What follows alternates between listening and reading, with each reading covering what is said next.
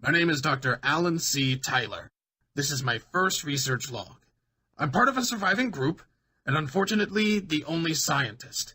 It's been 4 days since what I can only colloquially refer to as a zombie apocalypse. We were smart enough to leave the city and lucky enough to find this underground scientific complex in the middle of nowhere. I suppose I better get to work right away. Whatever they were doing here, they captured hundreds of zombies and locked them up in a huge storage room. I need to bring a specimen in here so I can start my research. Day 1. I've brought my first specimen from the storage room to the lab. I'm only going to take the anatomically intact ones. That'll give me more latitude in my tests. The specimen's default state of mind seems to be of mild aggressiveness and a general lack of intellect. I wonder if I can alter this condition with physical and social interactions. Day 2. The working conditions here are far from decent. This lab is in a terrible state. But if I can stay organized, I think I'll manage. Therefore, I will archive all of my findings. That will allow me to consult them easily whenever I need to. Day 3. In order to fully understand these creatures, I will have to explore the full spectrum of their emotional responses. I believe that their mental state is key to finding a solution. I don't believe in a cure. Controlling them is what I'm after. I must also be careful with my own mental state. One of the others asked me if I ever sleep. It made me realize I haven't slept much since we got here. There's just too much work to do. Day 4. The rest of the group are mostly military men led by Captain Wood.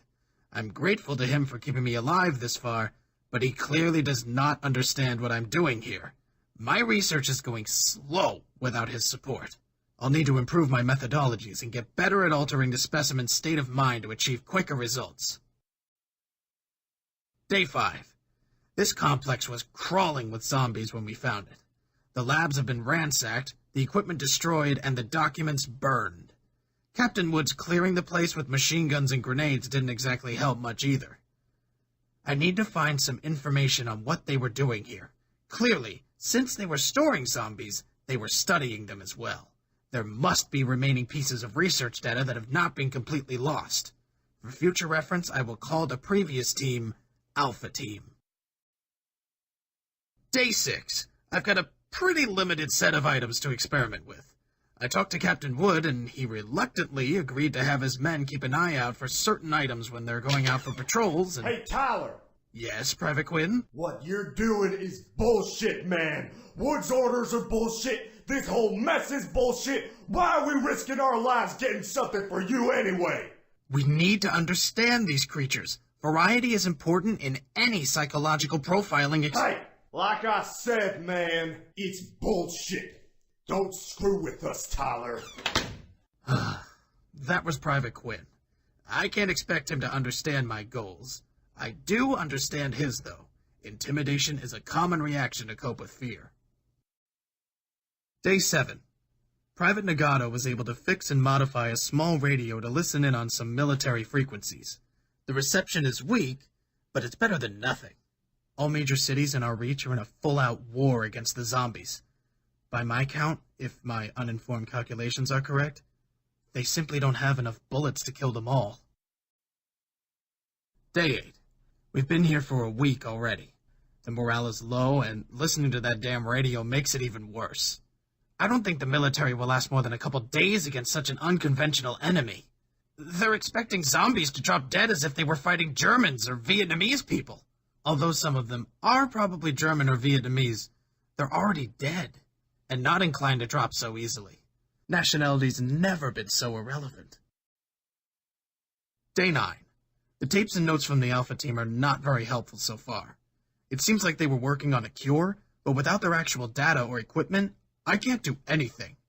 And why would they waste time on any psychological test when they had everything necessary to work directly with the genetic material? Day 10. Shit. The worst has happened. Evans City was nuked an hour ago in a failed attempt to contain the situation. We were able, for the first and last time, to catch a military communication from there, which I recorded. Detonation confirmed. What's the status on the undead activity? Radiations are still too high, sir. Status ETA, 10 seconds. Let's pray to whoever's still up there that we did the right thing. No! Sir, we see a lot of undead movement. Shit! It didn't work! It didn't work! We failed, son. To all military personnel, this is General Sherman. We're transferring all our communications to secure channel. Complete your current orders and report directly to your superiors. Follow the chain of command and we will prevail. Godspeed. Sherman out. Too little, too late. I don't know if that makes my research completely vain, but I can only do one thing. Continue. Heaven City was my home. Day 11. More nukes have been detonated. The world has gone mad. And here we are, a small group of survivors, still deluding ourselves that we can make a difference, that we can make it right. So many lives lost already. So soon. So quick. Day 13. Private Nagato killed himself this morning. Another victim. He left a note. He was the most decent man of the group. I don't blame him for wanting a way out. Day 15. I found more tapes and notes from the Alpha team. It's now clear to me that what they had here was a well-organized and well-funded project. The dates on the tapes also show that they were working on the virus before the epidemic hit us in Evans City. Is it possible that the outbreak started earlier elsewhere? Could media blackouts isolate us that much from a devastating event such as the dead coming back to life? With the internet, that's hard to believe. Day 19. I'm still very troubled by all this destruction and death. Yet, I think that by understanding my emotions, I'll be able to put them aside, compartmentalize them, dissociate myself from them, and allow myself to focus on my work. I still believe I can find how to control their behavior. I can't stop now anyway. There's simply too much at stake. Day 26. I'm losing the cooperation of the men. They don't trust me. They don't believe I can find anything useful, and frankly, I don't blame them. This may become a serious problem in the future. If only I had proper equipment, I could show them results. But will that satisfy them? Day 34. Sometimes I look at Captain Wood and his men. I witness their, one could say, tribal rituals. Their primitive chest-pounding-like behavior. Screaming, fighting, drinking, barfing. Their chain of command reminiscent of wolf packs. And I do wonder, who's more human? My specimens are simple, without ego or pride. Why can't we be? Day 45. I'm still finding tapes and notes from the Alpha team. Were they actually working on a virus prototype? They mentioned Project Flatline. Did they start the outbreak? I'm not sure I should tell Wood about this. His distrust in my scientific endeavor could easily turn into a violent confrontation if he misconstrues this new information. Day 53.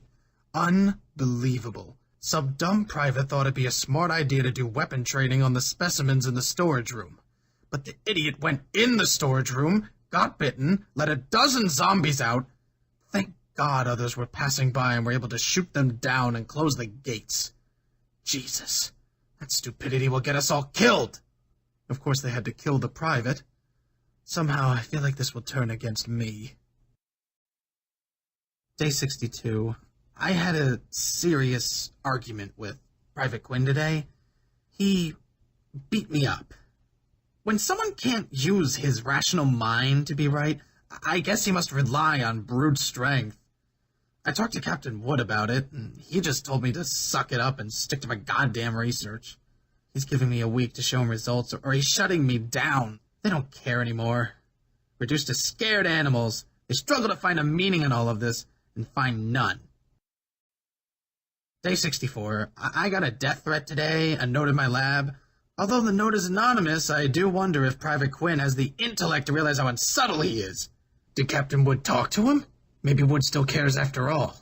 That seems unlikely. Day 82. The new Alpha Team material I found only confirms my fears. How could they be so stupid?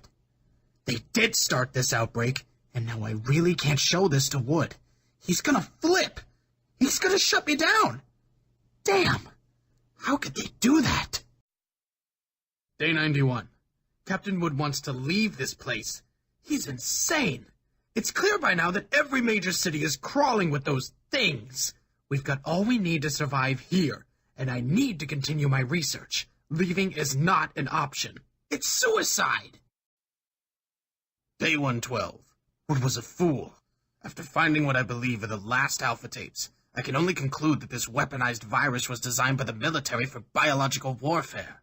Something like that. Day 121, I think. No, 123. My research has gone completely stale. I'm wasting my time here. I may find some occasional new reactions, but what result can I derive from this?